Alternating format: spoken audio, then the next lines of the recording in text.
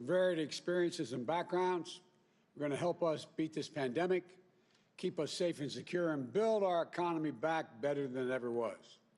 They include longtime colleagues and new faces and new voices. They include people who share my views and those who have different views. They include people who supported my campaign from its earliest days and people who ran against me.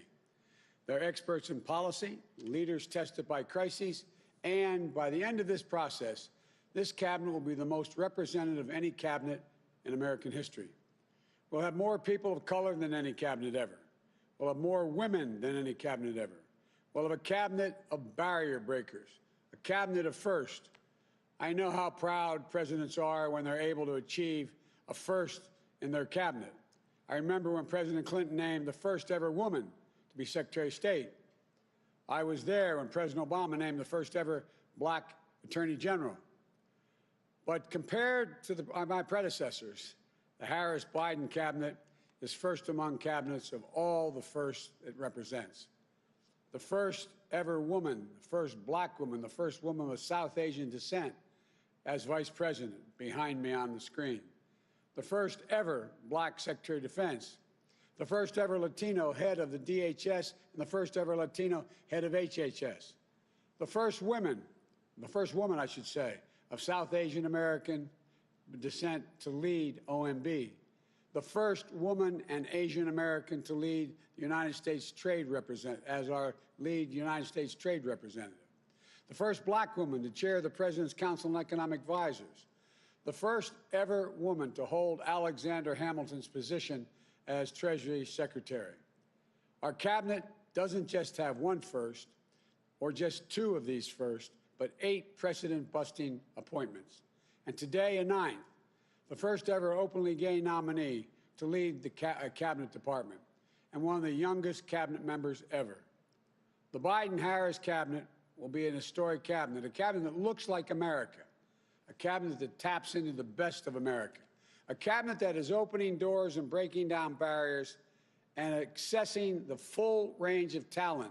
We have so much of it, the full range of talent in this nation. A cabinet that is up to the immediate crises we face, and we face several. And the long-term challenge this nation faces in the future are in this cabinet's hands. It's a cabinet that's battle-tested, qualified, experienced, creative, innovative, and forward-looking, and yes, representative. And today, I'm proud to nominate its newest member.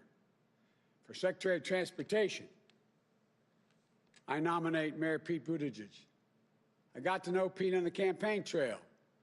He's one of the smartest people you'll ever meet and one of the most humble.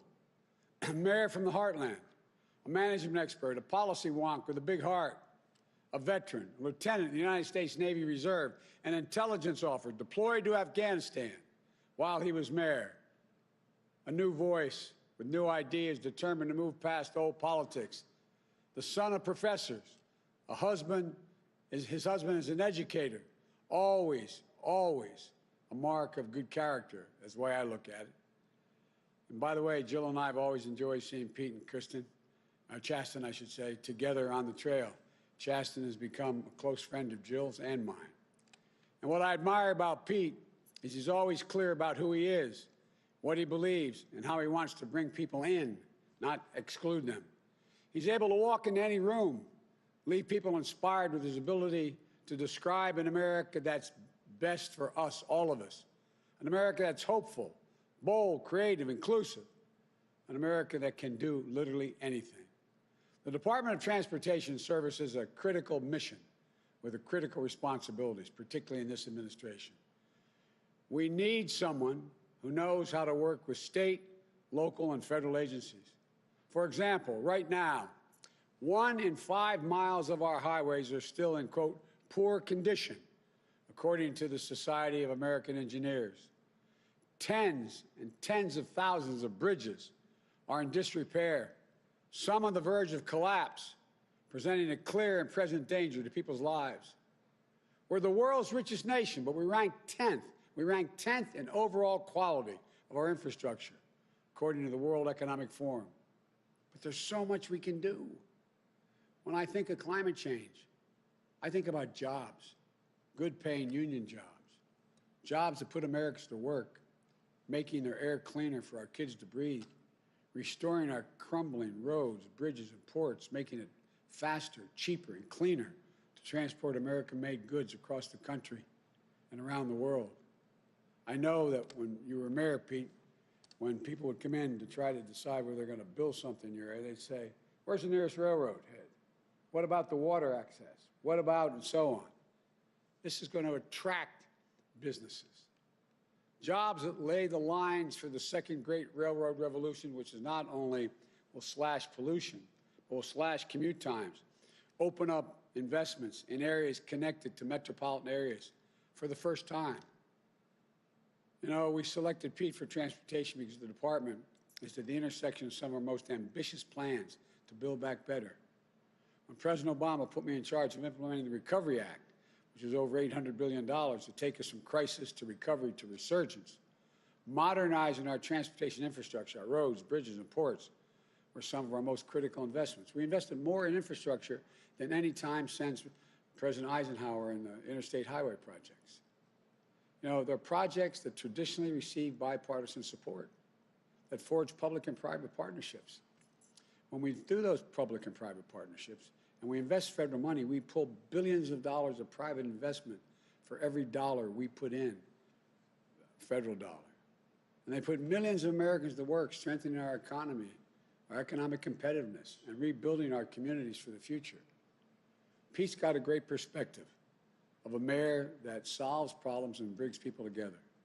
He's got a vision of a next-generation leader, and with experience and the temperament to lead change today, to dig us out of this economic crisis. For example, helping cities and states to keep transit systems running for frontline and essential workers, and then helping them modernize their airports, their ports, their railways, to attract and retain businesses and workers, to advance racial equality, racial equity, as we build back better, include everyone, so zip code doesn't determine your access to a good job, a good school, a good education, and health care. To deal with the existential threat of climate change with real jobs, not just $15 an hour job, which I'm going to call for universally, but for prevailing wages, union jobs, paying $45, $50 an hour in benefits. Helping cities across the country in red states and blue states, red cities and blue cities, to build more climate-resilient communities to deal with the more extreme floods, droughts, and superstorms. Just look around the country today. What are we faced with? The West is burning. The Midwest is being flooded. The East Coast is being pummeled by more tornadoes and storms than it's ever had. We're in a state that's 3 feet above sea level. All of us along the Atlantic Ocean find ourselves with problems in terms of flooding. Look, working with states, businesses, and labor to install 500,000 charging stations for the next generation of clean vehicles, smart grid system, reducing energy consumption and ushering in a clean energy economy all across America. Some of you may remember I met with 5 leading CEOs in America and 5 leading unions in America. And the president of General Motors, after our conversation, our joint conversation, picked up the phone and called, I'm told, California, and said they're dropping their suit against California. They're all in on making sure that we're the first in the world to have switched to and be able to get to a carbon neutral economic way to power automobiles as a consequence of dealing with electric vehicles. We can own the electric vehicle market. It can put, with those 500,000 charging stations, if we can put 1 million jobs back in Detroit and in the Midwest, building cars. You know, Pete's can also carry out the department's duty to keep Americans safe on our roads and our highways and on our skies. Pete's going to help build back better with jobs and hope, with vision and execution. And I'm honored. I'm honored he's answering the call to serve his country once again. So please welcome the next Secretary of Transportation, Pete Buttigieg. Pete, it's all yours. Once they clean it up. Oh, you got it. Okay.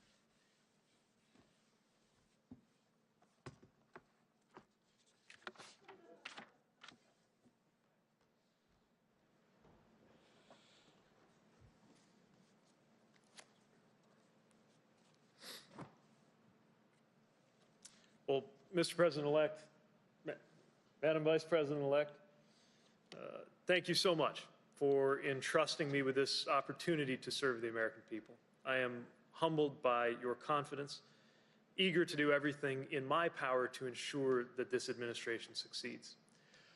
My hometown, South Bend, Indiana, was built by the power of American transportation, from trade along the river, whose bend gives our city its name, to the rail lines that connected us to the rest of the country back when we were considered the West, to the livelihoods created by the good-paying union jobs at places like the aeronautical supplier Bendix and the giant auto assembly of Studebaker. And now, climate and infrastructure innovation are helping bring my community into the 21st century. I've also had a personal love of transportation ever since childhood. More than once, as a college student, I would convince a friend to travel nearly 1,000 miles back to Indiana with me on Amtrak. Though I know that in this administration, I will at best aspire to be the second biggest train enthusiast around. I spent a spring break in graduate school aboard a cargo ship studying there. Travel in my mind is synonymous with growth, with adventure, even love, so much so that I proposed to my husband, Chasten, in an airport terminal. So don't let anybody tell you that O'Hare isn't romantic. And I want to take this chance to thank Chasten for everything that he gives and everything that he sacrifices to support me in public service. First time I ran for office was on a platform of supporting the Obama-Biden administration's rescue of the auto industry. And when I did first take office as mayor, in a city fighting its way out of the teeth of the Great Recession, infrastructure was at the heart of our vision. We reimagined how vehicles and people moved through the city, unlocking new economic vibrancy in our urban core. We built up partnerships, from a regional collaboration to improve rail service, to the public-private partnership that put our city at the cutting edge of bicycle mobility. We developed new forms of support for lower-wage workers in their commutes and added electric vehicle charging infrastructure to help prepare for a more sustainable future. We also dealt with the challenges created by generations of often inadequate state and federal infrastructure funding. With just enough resources to replenish the paving of every lane mile of street in our city only every 100 years or so, I faced a constant battle with that natural enemy of all mayors, the pothole.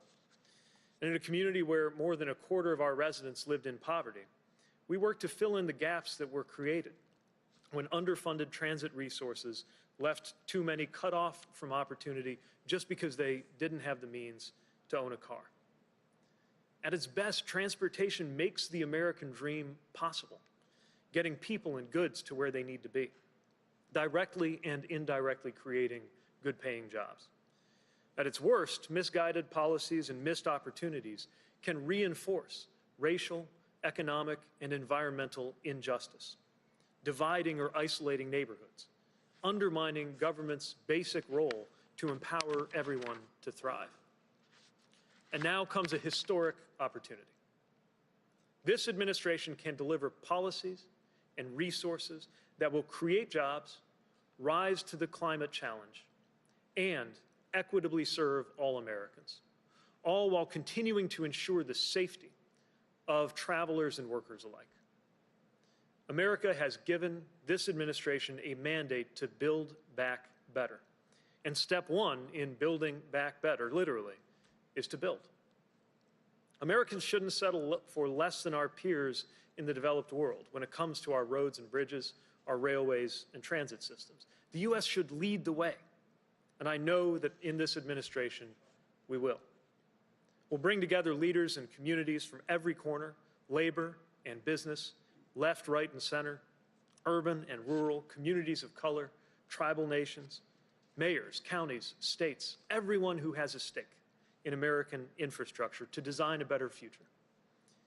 Americans expect us to see to it that the idea of an infrastructure week is associated with results and never again a media punchline. My view of this opportunity is also shaped by being the youngest member so far named to this cabinet and the first millennial invited to a seat at that table. Newer generations have a lot at stake in infrastructure policy that, by its nature, must contemplate both the immediate and the long term. The question of how America will look by the middle of this century, the competitiveness of our economy, the security of our climate. For me, this isn't academic, it's personal. I'm also mindful that the eyes of history are on this appointment, knowing that this is the first time an American president has ever sent an openly LGBTQ cabinet member to the Senate for confirmation. I can remember watching the news, 17 years old in Indiana, seeing a story about an appointee of President Clinton named to be an ambassador, attacked and denied a vote in the Senate because he was gay, ultimately able to serve only by a recess appointment.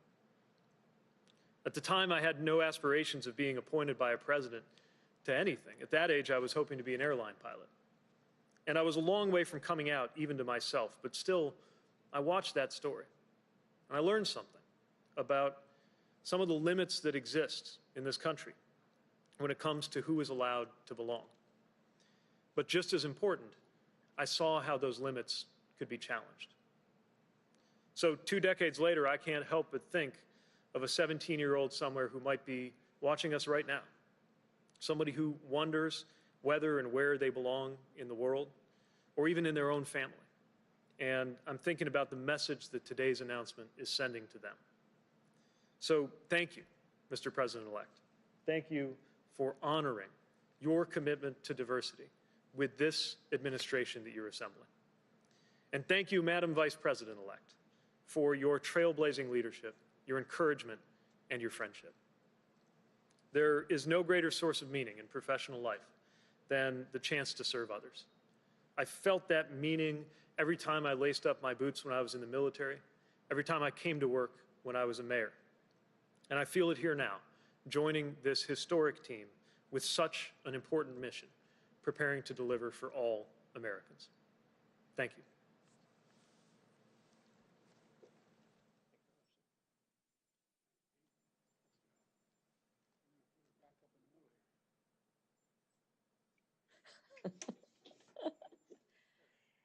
As President-elect Biden and I look ahead to the challenges we will inherit upon walking into the White House, we are focused on containing this pandemic and delivering relief to all who need it.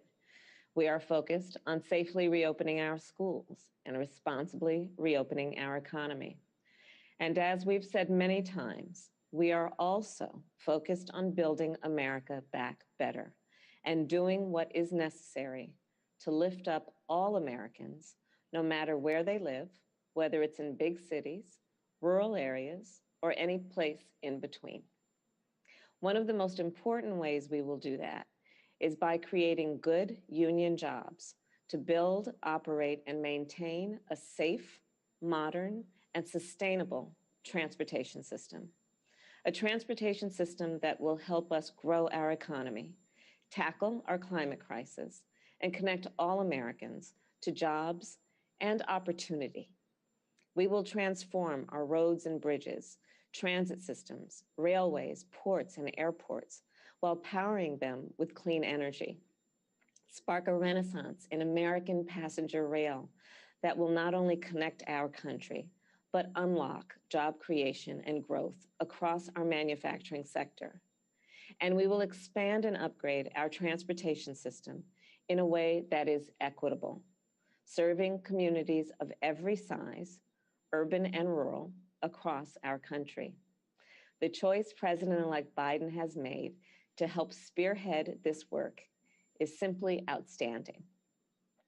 I got to know Pete over the last couple of years. We traveled to the same states, attended the same events, and shared a debate stage many times. We've had long conversations, he and I, about the future of our country, about the need for bipartisanship, and about family and faith.